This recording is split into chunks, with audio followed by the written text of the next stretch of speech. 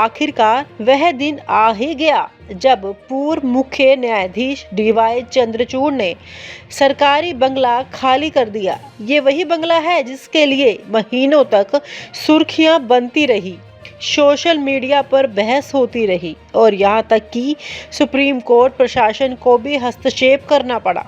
Media चैनलों के लिए ये बंगले का महाभारत था, जहां हर दिन नए ट्विस्ट आते रहे। इस कहानी में सिर्फ एक बंगला नहीं बल्कि न्याय, सत्ता, नियम और विशेषाधिकार की पूरी बहस छुपी है। बंगले का मोह, पूर्व न्यायाधीश की छवि पर बदनुमा दाग। जब रिटायर हो चुके जज डीवाई चंद्रचूड़ सरकारी बंगले में समय से ज्यादा दिन रहने लगे तो सुप्रीम कोर्ट ने खुद ही केंद्र सरकार को चिट्ठी लिख दी, बंगला खाली करवाओ। क्या यही वो चंद्रचूड़ हैं जो संविधान के अनुच्छेद 21 की महिमा गाते थे, जो कहते थे कि संविधान में हमें गरिमा से जीने का अधिकार है? वह गरिमा सरकारी बंगले में लटक गई। कानून के अज्ञाता, संविधान के रक्षक अब सरकारी सुविधा के प्रेमी बन चुके हैं।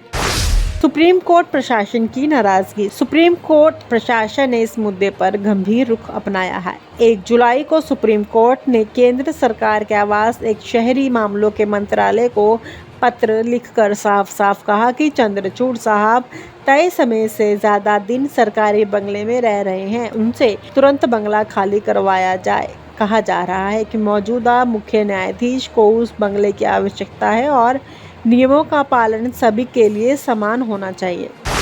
चंद्रचूड़ साहब का सफाई पक्ष। पूर्व मुख्य न्यायाधीश चंद्रचूड़ ने इस विवाद पर सफाई दी। उनका कहना है कि उनकी बेटियों को विशेष ज़रूरतें हैं, परिवार में कुछ व्यक्तिगत कारणों की वजह से नया घर मिलने में देरी हुई है, इसलिए वह बंगले में ज़्यादा दिन तक रुके हैं। उन्होंने इसे नियम तोड़ने की मंशा नहीं बताया बल्कि पारिवारिक मजबूरी कहा। लेकिन सवाल यह है कि क्या देश के सबसे बड़े न्यायिक पद पर रहे व्यक्ति से ऐसे नियम उल्लंघन की उम्मीद की जा सकती है? सोशल मीडिया और सियासी हलचल। इस मुद्दे को लेकर सोशल मीडिया पर भी तीखी बहस छिड़ गई है। कई लोग कह रहे हैं कि जब देश का सबसे बड़ा न्यायाधीश ही नियम नहीं मानेगा तो आम आदमी से क्या उम्मीद की जाए। कुछ लोगों ने सरकार और सुप्रीम कोर्ट की कार्रवाई को सही ठहराया है, तो वहीं कुछ लोग चंद्रचूड़ के पुराने प्रगतिशील फैसलों को याद कर उन्हें राजनीतिक निशाना बनाना चाहते हैं। राजनीतिक गलियारों में भी इसको लेकर हलचल है। कुछ विपक्षी दल इसे मुद्दा बनाकर न्यायपालिका की स्वतंत्रता पर सवाल उठा रहे हैं, तो सत्ता पक्ष इसे नियम का उल्लंघन कहकर कार्यवाही को उचित बता रहा है। क्या ये सिर्फ व्यक्तिगत मामला है? कुछ लोग इस विवाद को चंद्रचूड़ साहब की व्यक्तिगत पारिवारिक मामला बता रहे हैं। उनका कहना है कि हर परिवार में विशेष परिस्थितियां होती हैं और उन्हें इस पर कठोर दृष्टि से नहीं देखा जाना चाहिए। लेकिन यह दलील कितनी मजबूत है, इसका फैसला तो समाज और अदालत ही करेंगे, क्योंकि जब मामला नियमों का हो तो व्यक्तिगत परिस्थितियों भी कभी कभी पीछे छूट जाती हैं। इस पूरे विवाद से एक बात तो साफ हो जाती है कि इस देश में नियम सबके लिए समान है, चाहे आप देश के मुख्य न्यायाधीश रहे हो या आम नागरिक। नियम का पालन करना हर व्यक्ति की जिम्मेदारी है। चंद्रचूड़ साहब ने भले ही अपने फैसले से लाखों लोगों को न्याय दिया हो, लेकिन रिटायरमेंट के बाद का उनका यह कदम उनकी छवि पर सवाल जरूर खड़े कर रहा है। अब देखना होगा कि वह जल्द बंगला खाली करते हैं या मामला और तूल पकड़ता है। तो दोस्तों, ये थी पूर्व सीजेआई डीवाई चंद्रचूड़ के बंगला विवाद की पूरी कहानी। आपको क्या लगता है, क्या चंद्रचूड़ साहब को समय मिलना चाहिए था या नियम तो नियम होते हैं? नियम, नोटिस और देरी का खेल। सरकारी नियमों के अनुसार सेवानिवृत्त मुख्य न्यायाधीश को 6 महीने तक सरकारी आवास का अधिकार होता है। डीवाई चंद्रचूड़ का कार्यकाल नवंबर 2024 में समाप्त हुआ। इसका मतलब था कि मई 2025 तक उन्हें बंगला खाली करना था। लेकिन असल में क्या हुआ, उन्होंने पहले 10 मई 2025 तक एक्सटेंशन लिया, फिर 31 मई 2025 तक एक और एक्सटेंशन मिला।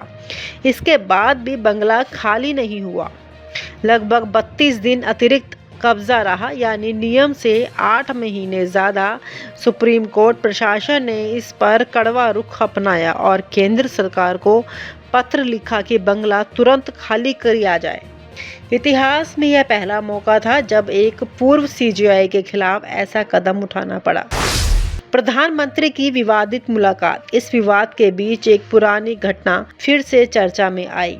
पिछले साल गणपति पूजा के दौरान पीएम नरेंद्र मोदी डीवाई चंद्रचूड़ के घर पहुंचे। यह मुलाकात आधिकारिक नहीं थी, लेकिन इसके राजनीतिक मायने निकाले गए। किसी ने इसे दोस्ताना बताया, किसी ने न्यायपालिका पर दबाव का संकेत माना। तस्वीरों ने सोशल मीडिया पर आग लगा दी और मुलाकात आज भी विवादों में गिनी जाती है।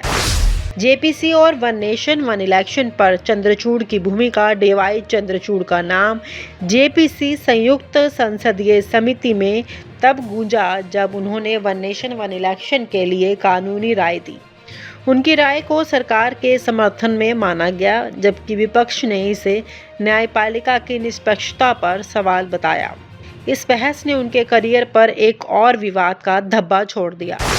व्यक्तिगत कारण या बहाना। जब उनसे पूछा गया कि उन्होंने बंगला समय पर खाली क्यों नहीं किया, तो उन्होंने व्यक्तिगत कारणों का हवाला दिया। उन्होंने कहा कि उनके घर का नवीनीकरण चल रहा है और बेटियों के लिए विशेष देखभाल की आवश्यकता है। मगर सवाल ये उठता है कि क्या व्यक्तिगत कारण सरकारी नियमों से ऊपर हो सकते हैं? यही वह सवाल था जिसने जनता और मीडिया को बांट दिया।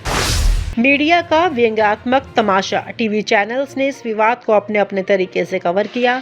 कुछ ने इसे न्यायपालिका की साख पर धब्बा बताया, तो कुछ ने कहा साहब तो बस घर सजाने में व्यस्त थे। सोशल मीडिया पर मीम्स की बाढ़ आ गई। किसी ने लिखा, जब जज खुद नियम तोड़े जनता किससे उम्मीद रखे? तो किसी ने कहा, कम से कम उन्होंने आखिरकार खाली तो किया।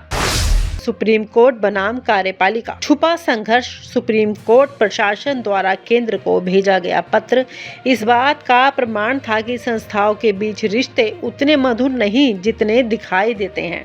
पीएम की मुलाकात और जेपीसी की भूमिका ने इस तनाव को और भी बढ़ा दिया। कानून कहता है कि सभी बराबर है, लेकिन इस घटना ने दिखाया कि कुछ लोग कानून से ऊपर भी हो सकते हैं।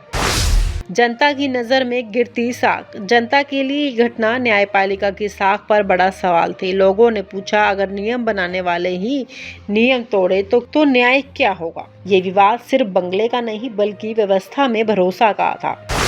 भविष्य के सवाल। अब सवाल ये है कि क्या ये विवाद केवल एक बंगले की कहानी बनकर रह जाएगा या ये न्यायपालिका और कार्यपालिका के रिश्तों में बदलाव लाएगा? डीवाई चंद्रचूड़ ने बंगला खाली कर दिया, लेकिन इस घटना ने जो सवाल छोड़े हैं वे लंबे समय तक चर्चा में रहेंगे। डीवाई चंद्रचूड़ का बंगला विवाद सिर्फ एक व्यक्ति की जीत का मामला नहीं था, बल्कि सत्ता, न्याय और व्यक्तिगत हितों के टकराव का प्रतीक था। व्यंग यही है कि जिन नियमों की रक्षा के लिए वह जाने जाते थे, उन्हीं नियमों से वह खुद टकरा गए। आखिरकार उन्होंने बंगला खाली किया, लेकिन इस कहानी ने दिखा दिया कि नियम सबके लिए बराबर नहीं होते। और आप हमसे जुड़े रहने के लिए सब्सक्राइब करें YouTube पर, फॉलो करें Twitter पर और लाइक करें Facebook पर। और ज्यादा जानकारी के लिए आपको टाइप करना होगा सिर्फ न्यूज़ नशा।